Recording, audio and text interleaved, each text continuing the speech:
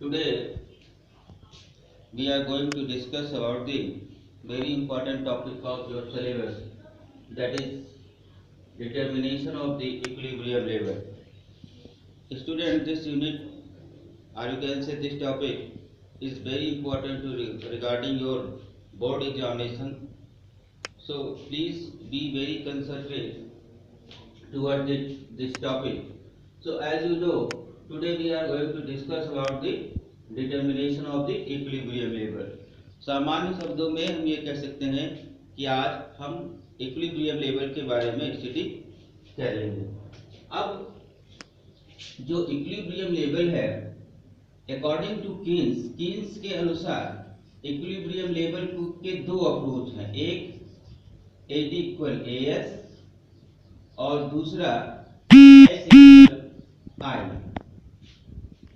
AD means aggregate demand और AS means aggregate supply, S means supply and I stand for the investment. Aggregate demand क्या होता है, aggregate supply क्या होता है, हम पिछले वीडियोज में इसके बारे में डिटेल स्टडी कर चुके हैं।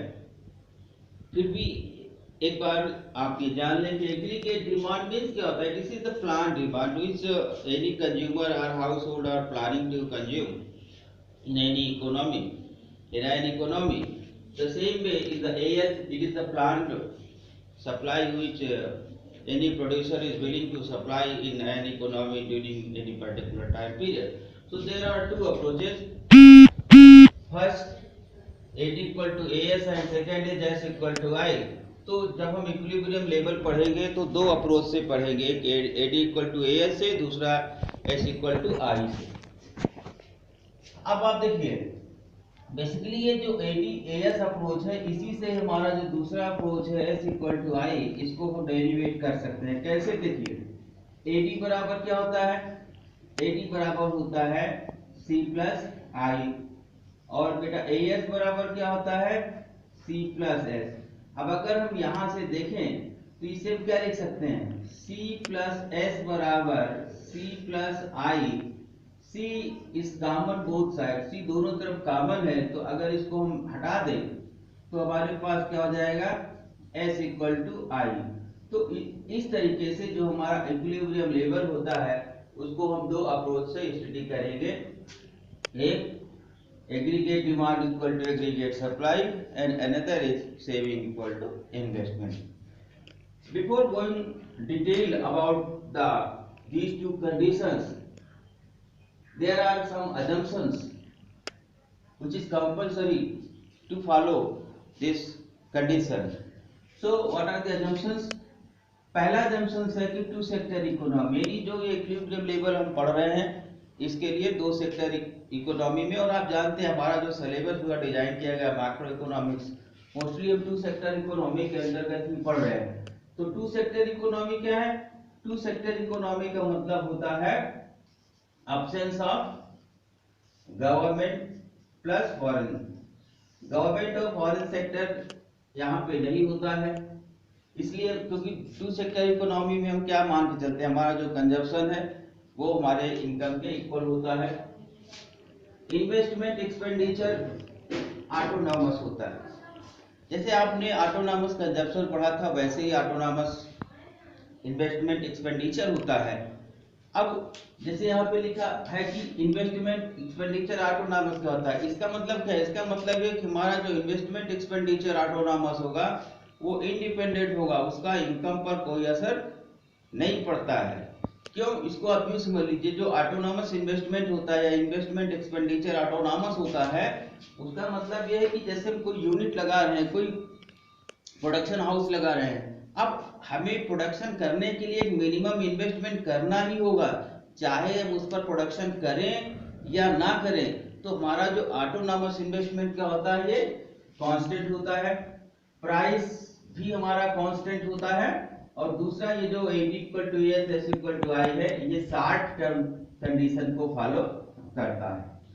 अब प्रश्न उठता है कि भाई 60 टर्म कंडीशंस है, कीन्स के अकॉर्डिंग जो 60 टर्म का जो कंडीशन होता है, ये जो आउटपुट और एम्प्लॉयमेंट का कॉन्सेप्ट है, कीन्स महोदय के अनुसार मीन्स ये मान के चलते हैं कि भाई जैसे जैसे हमारा एम्प्लॉयमेंट अपॉर्चुनिटी बढ़ेगा वैसे वैसे हमारा आउटपुट भी बढ़ेगा।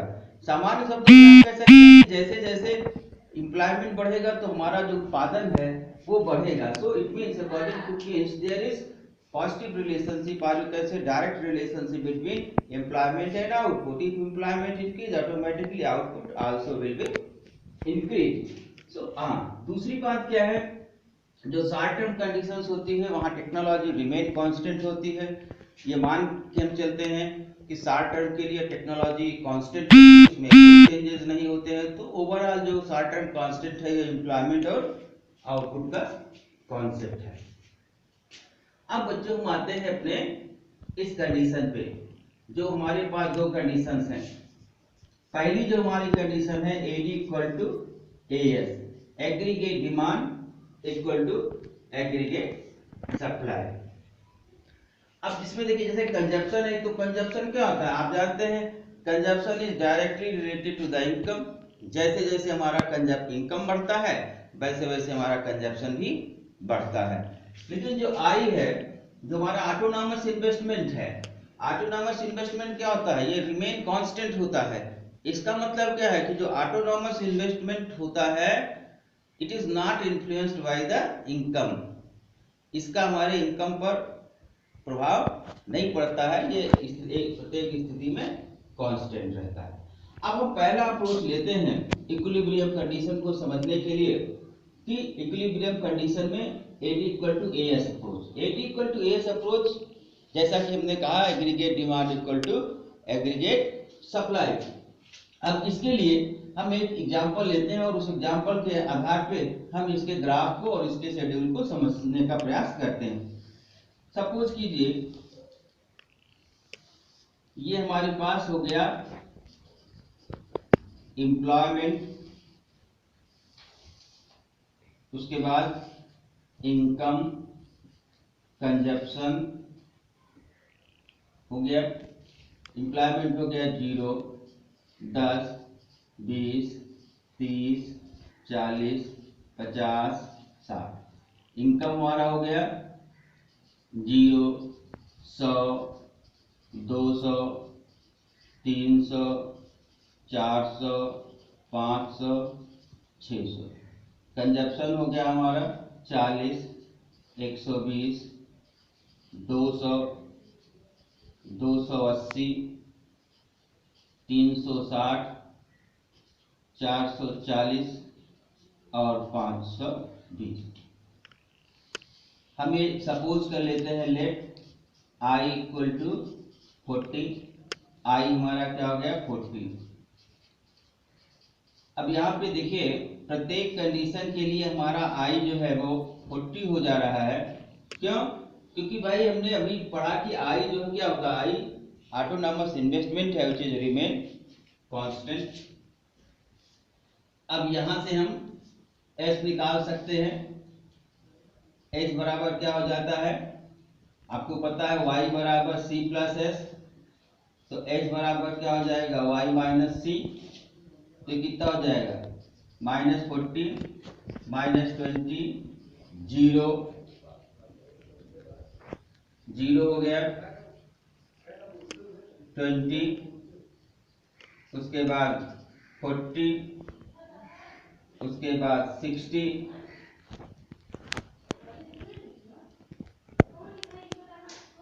और उसके बाद 80। अब देखिए अब हमें इस कंडीशन को जस्टिफाई करने के लिए AD और AS निकालना होगा। AD बराबर क्या होता है C प्लस I और AS बराबर क्या होगा C प्लस S। तो पहले हम C प्लस I निकाल लें। 80 हो गया, ये कितना हो गया 200, ये कितना हो गया 240, ये कितना हो गया 320, ये कितना हो गया 400, ये कितना हो गया 480 और ये हो गया 560। समझ रहे हैं ना, C प्लस I 520 और 40 ऐड करेंगे तो 560 हो जाएगा। अब C प्लस एस देखिए बेटा, C 40 है, ऐसे -40 तो 0 हो जाएगा। ये 120 है, ये 100 है, ये -20 है तो ये कितना हो जाएगा, 100 हो जाएगा। ये 200 है, ये 0 है तो ये हमारा 200 हो जाएगा। ये 280 है, ये 20 है तो ये हमारा कितना हो जाएगा, 300 हो जाएगा। ये 360 है, ये 40 है तो हमारा कितना हो जाएगा, 400 हो जाएगा। 440 और 500, ये 500 हो जाएगा और ये 600 हो जाएगा। अब हमारे पास एडीएएस आ गया। इससे जो हमारा निष्कर्ष निकलता है, जिसको हम कंक्लूजन भी कह सकते हैं, इससे हम किस कंक्लूजन पे पहुंचते हैं? आप अगर देखें तो एडी जब 80 है, 200 है और 240 है और 320 है, यहां पे क्या है, यहां पर एडी जो है it is greater than AS. ये जो चार पॉइंट्स हैं, this shows AD equal to AS. Fifth point जो हमारा है, जहां पर एडी 400 है और एएस भी हमारा 400 है, अगर यहां पर आप देखें तो ये क्या है, AD equal to AS, this condition, और उसके बाद AD is less than AS, यानी हम इस कंक्लूजन पे पहुंचते हैं। अच्छा, इस स्थिति में आप देखेंगे तो हमारा इक्विलिब्रियम कहां होगा, this is the equilibrium point, AD equal to AS, AD equal to AS is the equilibrium point. यदि अगर सीरियल नंबर में देख लें, पॉइंट 1 2 3 4 5 6 7, ये जो फिफ्थ पॉइंट होगा, फिफ्थ पॉइंट पर हमारी जो कंडीशन होगी वो AD equal to AS vary करेगी। So there are three condition, AD equal to AS, AD is greater than AS and AD is less than AS। इसको हम अगर ग्राफ बना के समझने का प्रयास करें बेटा, तो हमारा यहाँ क्या हो जाएगा, हमारा इनकम हो जाएगा। ये जो वर्टिकल लाइन y एक्सिस है, ये x एक्सिस है, ये AS और AD हो जाएगा। अब आप देखिए ये हमारा क्या हो जाएगा, 100 200 300 400 500 और 600, y हो गया। AS आप देखिए, ये मान लीजिए 100 हो गया, 200 हो गया, 300 हो गया, 400 हो गया, 500 हो गया और 600 हो गया। अब आप देखिए, आपको पता है, अगर इसको देखिए, अगर यहां पर आप ध्यान दें तो यहां से हमें पता चलता है कि y इक्वल टू क्या होता है, AS। So we can say y equal to AS, y किसके बराबर होता है, AS के बराबर होता है। तो जब y 0 है तो AS भी 0 है, तो ये हमारा इस तरीके का ग्राफ बनेगा। और आप जानते भी हैं बच्चों कि जो y का ग्राफ होता है हमेशा जो है वो y इक्वल टू AS होता है, ये 45 डिग्री पर बनता है। तो ये हमारा AS कर्व हो गया। उसके बाद अगर हम AD कर्व देखें, AD 80 है। अब देखो यहां पे जो AD 80 है ना, AD हमारा क्या हो गया, 80 हो गया। when y 0, AD is 80, y जब 100 है तो AD कितना है, 200।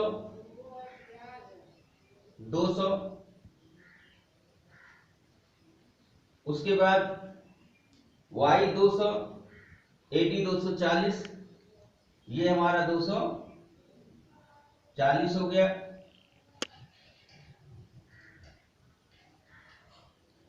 जब y 300 है तो AD कितना है, 320, 300 तो ये कितना हो गया हमारा, 320 हो गया। और जब y 400 है तो AD हमारा कितना है, 400। ये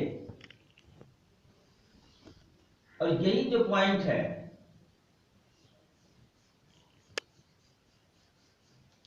ये हमारा क्या हो गया बेटा, AD का, AD बराबर C प्लस I। यानी ये दिस पॉइंट, ये जो हमारा पॉइंट है, ये क्या है, ई क्या है, this is the point of equilibrium.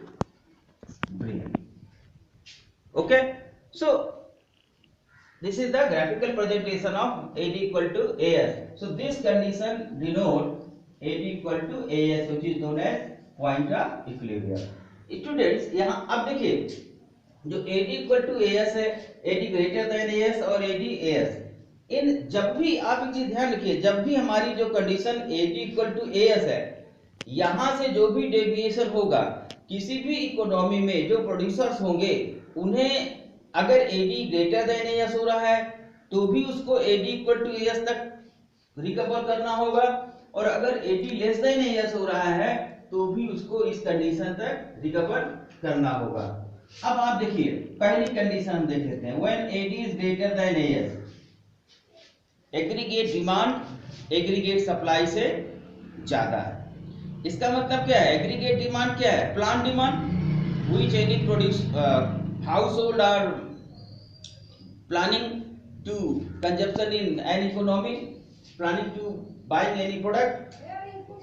यानी अगर डिमांड ज्यादा है, जब डिमांड ज्यादा है और सप्लाई कम है तो इसका मतलब क्या है, पहली चीज बहुत ध्यान से सुन लीजिएगा students, if AD is greater than AS then जो हमारा प्लांट इन्वेंट्री होगा, जो हमारी प्लांट इन्वेंट्री होगी वो क्या होगी, वो फॉल करेगी, वो कम हो जाएगी. प्लांट इन्वेंट्री हमारी क्या होगी, कम हो जाएगी. जो प्रोड्यूसर्स होंगे they plan to supply more and more goods, जिसकी वजह से एम्प्लॉयमेंट अपॉर्चुनिटीज क्या होंगी, बढ़ेंगी. तो इंक्रीज एम्प्लॉयमेंट अपॉर्चुनिटी. दूसरा है जब AD लेस देन AS होगा, when AD is less than AS, ऐसी स्थिति में जो हमारा इन्वेंट्री प्लान होगा, जो हमारा प्लांट इन्वेंट्री होगा वो क्या करेगा, इंक्रीज होगा, क्योंकि डिमांड ज्यादा है. AD demand is what, demand कम है, सप्लाई ज्यादा है, गुड्स हमारे पास ज्यादा है और उसके कंपेयरिंग में जो डिमांड है वो क्या है, कम है. तो क्या होगा, हमारे पास जो प्लांट इन्वेंट्री होगा वो बढ़ेगा. प्रोड्यूसर जो है उत्पादन ज्यादा हो रहा है उसको कम करने का प्रयास करेंगे. उत्पादन जब कम करने का प्रयास करेंगे तो जो प्रोडक्शन है उसको कम करेंगे, उसके लिए एम्प्लॉयमेंट अपॉर्चुनिटीज क्या होगी, कम होगी, लोगों को काम से निकाला जाएगा. इसको यूं समझ लीजिए कि अगर आपके पास 10 यूनिट का उत्पादन है और उत्पादन जो डिमांड है वो 15 यूनिट का है, तो 5 यूनिट का उत्पादन करने के लिए आपको उत्पादन क्षमता बढ़ाना होगा, और जब उत्पादन क्षमता बढ़ाएंगे तो एम्प्लॉयमेंट, लोगों को रोजगार अधिक देना पड़ेगा. इसका मतलब क्या है, एम्प्लॉयमेंट अपॉर्चुनिटी बढ़ेगी. लेकिन जब आपके पास 20 यूनिट का उत्पादन है, डिमांड 10 यूनिट का है, 10 यूनिट एक्स्ट्रा क्रिएट हो रही, तो उसके लिए क्या करना पड़ेगा, आपको उत्पादन के सामान को बढ़ाना क्या करना पड़ेगा, ठप करना पड़ेगा. ऐसी स्थिति में आपको रोजगार, लोगों को काम से निकालना होगा, रोजगार के अवसर कम होंगे. I hope students you will enjoy this video. आपको समझ में आया होगा. और अंत में आपसे ये अपील है, वीडियो को पसंद आता है तो चैनल को सब्सक्राइब कीजिए, और आपकी कोई भी क्वेरी होती है तो उसे बिना किसी संकोच के कमेंट बॉक्स में जाकर के मेंशन करें, जिससे कि आपकी क्वेरीज को दूर किया जा सके. Okay, thank you.